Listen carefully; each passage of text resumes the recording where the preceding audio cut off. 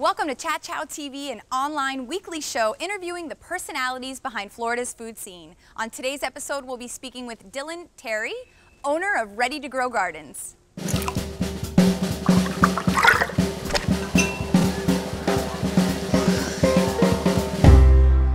Usually I start off the show and I ask, what are we drinking? But I figured herbs would be a little more appropriate. So what are we holding? What you have here is, I believe, red Reuben basil. It's an heirloom variety of basil with red speckles. It does. It has green, like a golden reflection. Yeah. Very cool. And along with that, I have a few other things. This is called Bergarten sage. It's a broadleaf variety of sage. Okay. And very soft. of course, we have Italian oregano. Italian oregano. And we have. It'd be good in pasta. Definitely. And, many things. And, among others. Spearmint. Spearmint. Piece of gum. I'm just shooting off the first things that come to my mind. This is lemon balm. Lemon balm. I've never heard of lemon balm. This reminds me of a cleaning product. It's good in salads, and you can make teas out of it. It's wonderful. And use it as garnishes for many things. Let's talk about where we're at. We're at Miami Children's Hospital. And what is your relationship to what is behind us right here? What have you done for them? Well, I've been asked to maintain their edible gardens. And I come once a month and I plant new things. I remove different plants that have already passed their prime. And I maintain their edible gardens. And do they use these things in the hospital? They do. They do? Yes. In their food? That's cool. All right.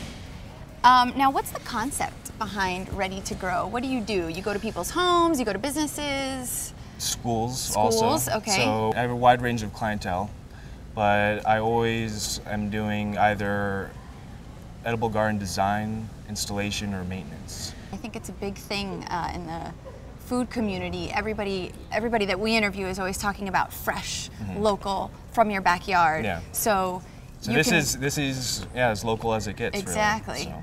And now, are there certain herbs that grow in certain times of the season? There are. Can we talk about some of them Certainly. for maybe winter, summer? Let's just. Certainly, in the winter, you can grow basically everything that people in the rest of the country are harvesting in the fall. You can grow here in the winter. Okay. Whereas in the rest of the country, Can't do it. you can't. And so we've got a very unique climate in South Florida. So in winter you can grow your leafy greens, cool weather crops like lettuces, kale, broccoli, big tomatoes, parsley, cilantro. As long as people keep on learning about them and growing them,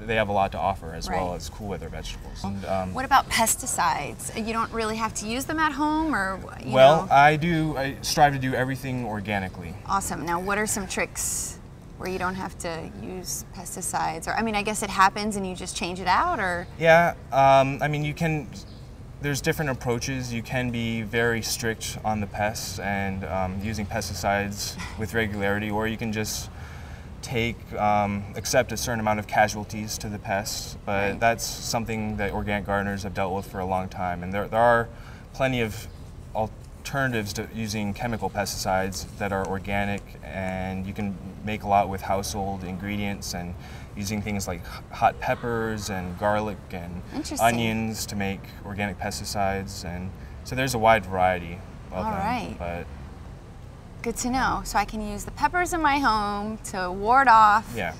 Yeah, there's a whole world of companion planting, which is actually planting two different plants together, and the properties of the different plants they make a sort of synergistic relationship between the two, and they protect each other from pests. So that's another part of organic gardening that's very exciting to learn about. Didn't know about any of that.